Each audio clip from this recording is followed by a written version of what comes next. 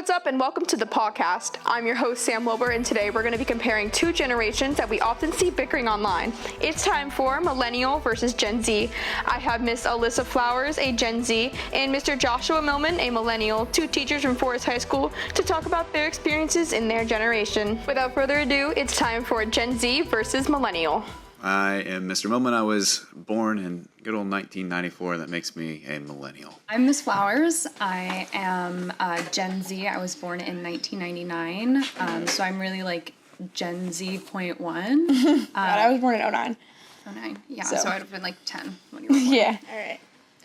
So, do you want to talk about your childhood, pretty much how you grew up? Okay. So I'm a young millennial technically, because they stretch from the from the 80s to like 96, something like that. We were being born then. There was a lot of technology that was available to me. Like my family got our first home computer in 98, I think. So, we had opportunity. We had the AOL discs and all of that. I remember dial-up and all those things.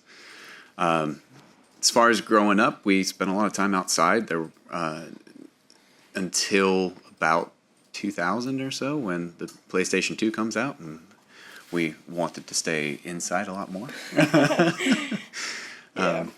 So there was a lot of time spent outside because my mom forced us to. It was like, no, you get out. And then I know that. Yeah, staying outside until the street lights come on, and trying to stay safe while doing that. But We see very distinct experiences across those three generations. Of course, my parents were born in the 70s, and so they did not grow up with the type of technology that I would have. But even, when I was a child, Apple products were new, right? I think like 2008 was when the first iPhone dropped or whenever. I don't know. I was 9. But even so, like, the massive leaps that technology has taken within like the last 20 or so years has made the experiences with technology very different. And I actually have nieces who are Gen Alpha, and so watching them grow up with like the most recent version of the iPad and really kind of unlimited access to technology has been scary, as it's Definitely been exciting. I think internet, particularly unfettered access to it, poses a lot of risks for going down certain pipelines that isolate particularly young men from communities, and so technology is different and maybe a bit more dangerous than it was. I remember even when I was younger, like it was still like, I'm not going to say new, but it was new enough for like my parents and my grandparents not to know about it as much. So I was given a tablet to watch YouTube on. Right. And then rabbit holes. Yeah.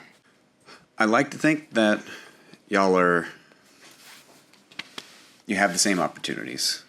There's a lot more technology, a lot more influence on what is cool, what you have the ability to do. Because all we really had was our bikes or our scooters, or we ran around and kicked balls at each other's faces, kind of thing. So I want to move to more like generation wars, because that's a very common thing I think on the internet, especially now. Yeah. Like why do you think that's so like common, like so prominent nowadays? It's not even a nowadays thing. It's an always thing. We've seen this.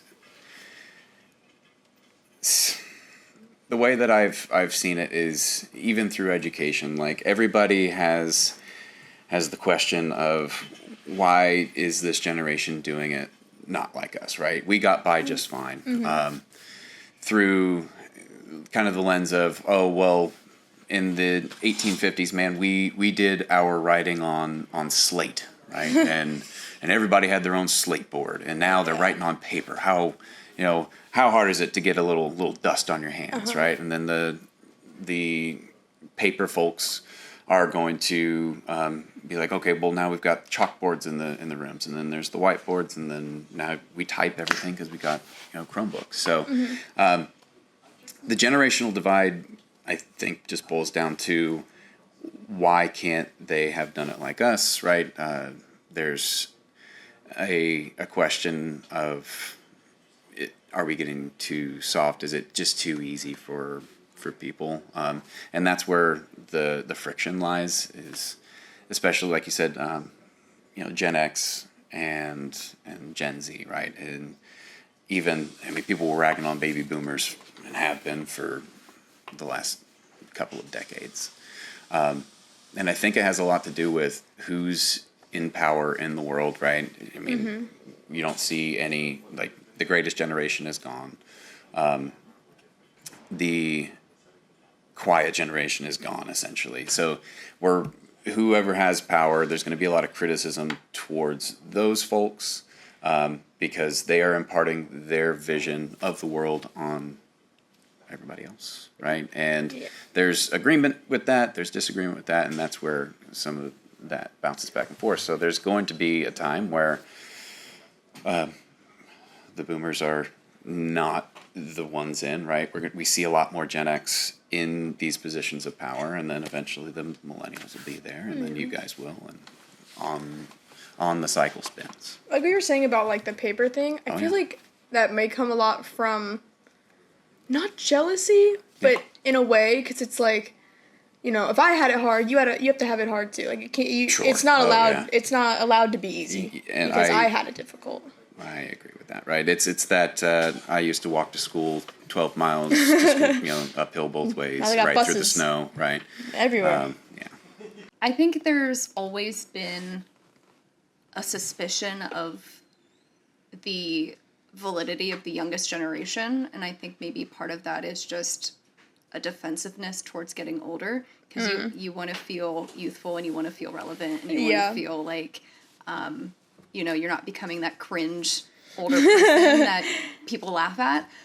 So I think part of that is that reason. Parents like to tell me a lot that, because I just turned 26, they're like, you don't know, what it's like to actually live a life that is without the internet or difficult or what say you. And then I have a niece who just turned 12. And so she thinks every word that comes out of my mouth is cringe.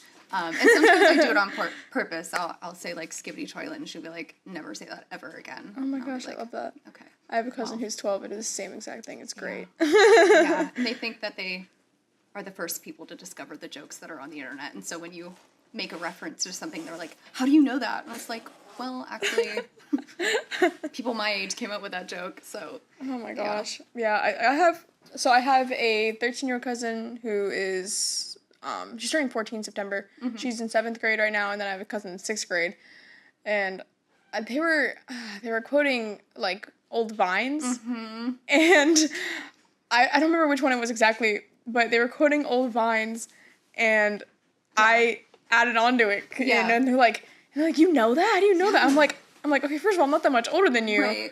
And also, like, I've known that since I was 10. Right. Like, yeah. Someone yesterday, one of my students, they said, like, free shavakadu yesterday, and that, like, unlocked, like, a secret passage that was closed in my brain. I was like, how do you know that Vine from, like, 10 years ago? It was crazy. It's great. My mom quotes that all the time. Every single time there's any avocado in the house, she doesn't even call it avocado. She's like, it's so casually in conversation. She's like, I got free shavakadu. I'm like, that's lovely. Thank you. Yeah.